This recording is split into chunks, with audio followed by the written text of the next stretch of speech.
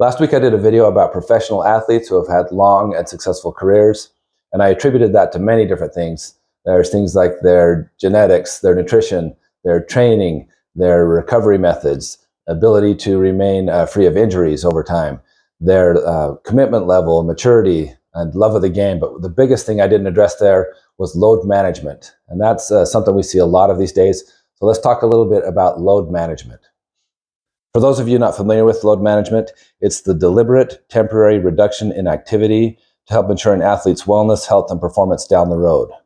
So it's basically resting an athlete to avoid injury, fatigue, and burnout over time.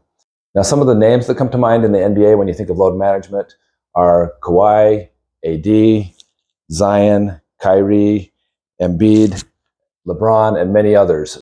So we're starting to see this trend more where professional athletes are sitting out and missing games in order to not only heal from injury, but to be able to rest up for later in the season.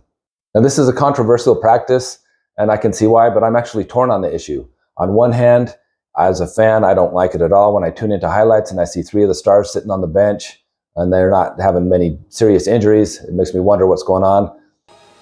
On the other hand, I can't really say I blame them.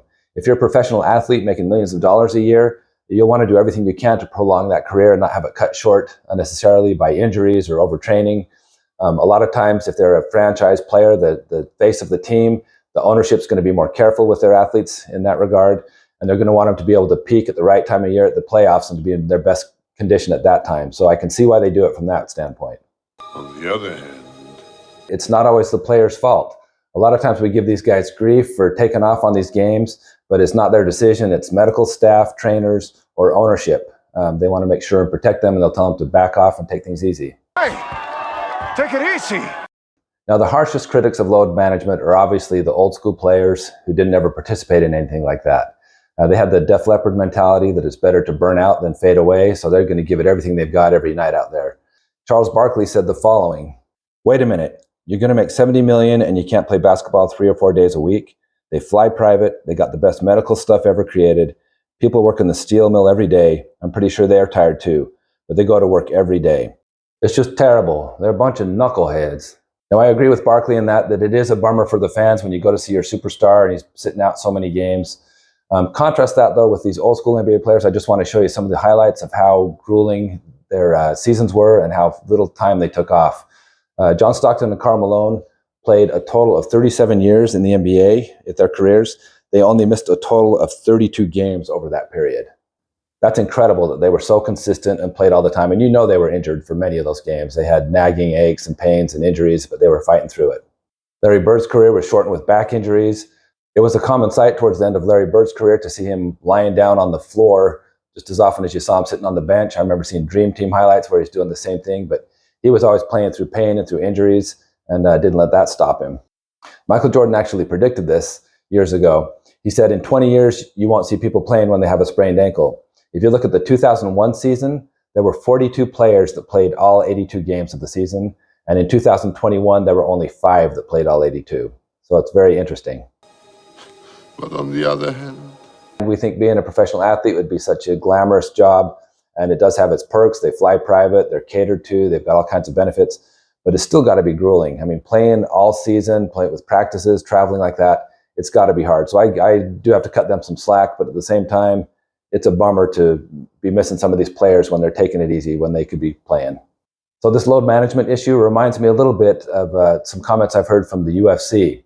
If you look at the UFC when it started out, back when they were early beginnings, when it was just no weight classes, no rules, super barbaric, it was just very crazy back then. But they would have tournaments where you just keep fighting until you couldn't anymore, until the tournament was over. So they'd have 3 fights in one night to win it, which is insane. I remember seeing some of the early years when like Hoist Gracie or Shamrock, they won, but they were so injured after an event, they had to opt out and have a replacement come in for them. And so that's why you'll hear people like Don Fry and some of these other guys, they're not scared to criticize these MMA athletes now that, you know, fight 4 or 5 times a year and they're making millions of dollars after what they went through back in their day. I think they're a bunch of sissies. So you're saying they're not as tough as you and your contemporaries? Damn right I'm saying that. Yeah. So apparently towards the end of that video, the battery on my mic died. So I just realized that editing right now. just want to put in my final summary here about load management. It's a frustrating thing for fans when you see these people making so much money and not performing, coming out to work every night. I can understand why they do it in some cases. But when it comes to you, the average person, and the practical application of that, load management is actually a good thing.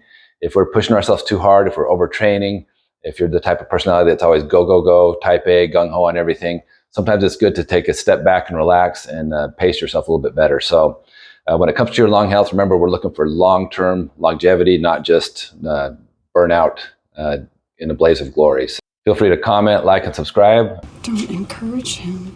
And I'll see you next week with a new video.